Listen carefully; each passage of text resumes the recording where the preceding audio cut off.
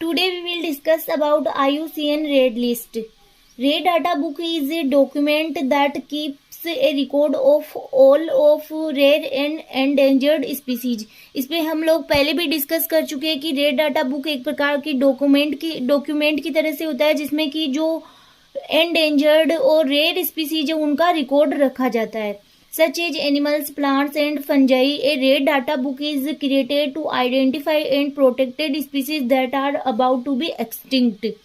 ठीक है, जो विलुप्त होने वाली प्रजाति है उनको प्रोटेक्ट करना, उनको आइडेंटिफाई करना और उनको फिर रेड डाटा बुक में उनको मतलब उनकी लिस्ट बनाना. तो ये सब रेड लिस्ट के अंतर्गत किया जाता है. IUCN published the Rare Data Book in 1964. It aims to conserve species with the help of scientific knowledge. The IUCN Red List shown us where and that action need to be taken to save the building blocks of nature. कि IUCN Red List से हमें मतलब ये show होता है कि जो nature के बिल्डिंग ब्लॉक्स होते हैं उनको अगर उनको क्या करना, सेव करना और जो विलुप्त हो रही है प्रजातियां उनके ऊपर एक्शन लेना और उनका कंजर्वेशन करना. Species are classified into one of 9 red list categories. Extinct in the wild, critically endangered, vulnerable, near threatened, least concern, data deficient and not evaluated. अभी इन सबको हम 1 by 1 स्टडी भी करेंगे. IUCN क्लासेस का यूज करके world conservation monitoring centre WCMC ने red data books में लगभग 60,000 प्लांट्स एंड 2,000 एनिमल्स स्पीसीज को डिस्क्राइब किया है जो डिफरेंट टाइप के डेंजर का सामना कर रहे हैं. अब ये वही कैटेगरीज है जो यहाँ पे लिखी हुई है. ये एक्सटिंक्ट के अंतर्गत आ जाती है, ये थ्रेटन्ड के अंदर आ जाती है और लिस्ट कंसर्न के अंतर्गत ये आ जाती है. IUCN Red List. The IUCN Red List provide taxonomic data, conservation status and distribution information on species that are facing a high risk of global extinction. Same वही बात यहाँ पे लिखी हुई कि जो हाई रिस्क, जिन प्रजातियों पर हाई रिस्क या जो प्रजातियां विलुप्त होने वाली है उनकी इंफॉर्मेशन मिलती है हमें रेड लिस्ट के द्वारा. तो एक प्रकार से ये हमें टेक्सोनोमिक डाटा और कंजर्वेशन स्टेटस प्रोवाइड करवाती है. The IUCN red list given below governmental agencies, national and international wildlife organisation, conservation related NGOs, natural resources planners. Purpose of the IUCN red list data, international agreement such as CITES है, Ramsar conservation है, use the red list data to make important decision. कि इन सब के data को use करके फिर एक इम्पोर्टेंट डिसीजन लिया जा सके.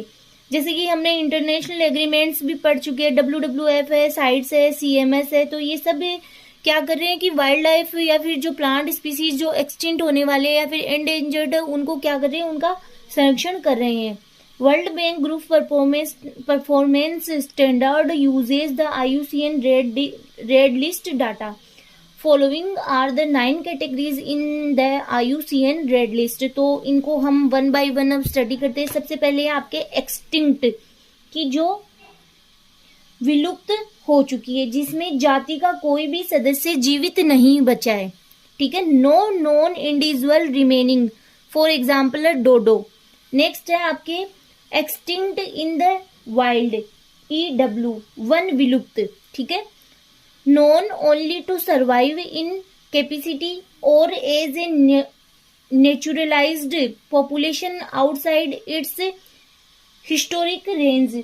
इसमें क्या होता है कि जाति वनों से पूर्णतः खत्म हो चुकी है और जो इसके बचे हुए सदस्य है जैसे कि केवल जैसे चिड़ियाघर है या फिर अपने मूल निवास स्थान से किसी अन्य कृत्रिम आवास पर ही जीवित है. ठीक है, इसे बोला जाता है वन विलुप्त. नेक्स्ट है आपके क्रिटिकली, ये C है, क्रिटिकली एंडेंजर्ड CR, जो कि घोर संकटग्रस्त प्रजाति है वो आती है क्रिटिकली एंडेंजर्ड में, जिसमें कि जाति जो वन है जाति होती है, कोई भी स्पीसीज है वो वनों से विलुप्त होने का जिनके ऊपर घोर खतरा बना हुआ है, जैसे कि जो गोडावन है वो इसी के अंतर्गत आता है, क्रिटिकली एंडेंजर्ड। तो आप यहाँ पे लिख सकते हो इसका example, extremely high risk of extinction in the wild, जिनके ऊपर बहुत ज्यादा घोर खतरा बना हुआ है। नेक्स्ट है आपके एंडेंजर्ड, संकटग्रस्त, high risk of extinction in the wild, जिनके ऊपर जो क्या है कि जिनके ऊपर इनमें और इनमें कुछ ज्यादा डिफरेंस नहीं है, ये दोनों सेम से है कि जिनके ऊपर जिन जातियों का वनों में विलुप्त होने का खतरा बना हुआ, इनमें तो घोर खतरा, ठीक है, क्रिटिकली एंडेंजर्ड बहुत ज्यादा खतरा, और इसमें सिर्फ हाई रिस्क खतरा बना हुआ है। नेक्स्ट है आपके वल्नरेबल का मीनिंग होता है कि जो असुरक्षित प्रजातियां है, कि ऐसी प्रजातियां या ऐसी स्पीसीज जो वनों में संकटग्रस्त हो जाने की जिनको संभावना है, जैसे कि स्नो लियोपार्ड है वो इसी का उदाहरण है। तो आप इसमें एग्जांपल लिख सकते हो, snow leopard, high risk of endangerment in the wild. फिर आपके नियर थ्रीटन्ड, एंटी, इसका मीनिंग होता है कि जो निकट संकटग्रस्त, नियर थ्रीटन्ड, निकट संकटग्रस्त, लाइकली टू बिकम एंडेंजर्ड सून, कि ऐसी स्पीसीज जो कि निकट भविष्य में संकटग्रस्त हो जाने की संभावना है, जिनकी संकटग्रस्त हो जाने की संभावना है, वो आती है नियर थ्रेटन्ड के अंतर्गत। फिर आपके लिस्ट कंसर्न, एलसी, इसका मीनिंग होता है कि जैसे संकट मुक्त, ठीक है, जिसको बहुत कम खतरा है। Lowest risk does not qualify for a more at risk category, widespread and abundant taxa are include in this category. मतलब इसके अंतर्गत ऐसी स्पीसीज आती है जो बहुत ज्यादा मात्रा में क्या है, विस्तृत है, ठीक है, जो कि जिन स्पीसीज पर बहुत कम खतरा है, जो कि बड़ी तादाद और विस्तृत क्षेत्र में पाई जाने वाली स्पीसीज है, वो आती है लिस्ट कंसर्न्स के अंतर्गत।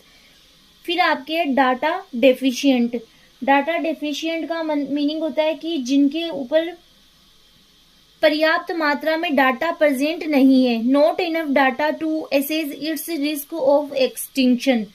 फिर आपके नॉट इवैल्यूएटेड, एनई, जिनको हम कह सकते हैं कि अनाकलित, ठीक है, अनाकलित, has not yet been evaluated against the criteria.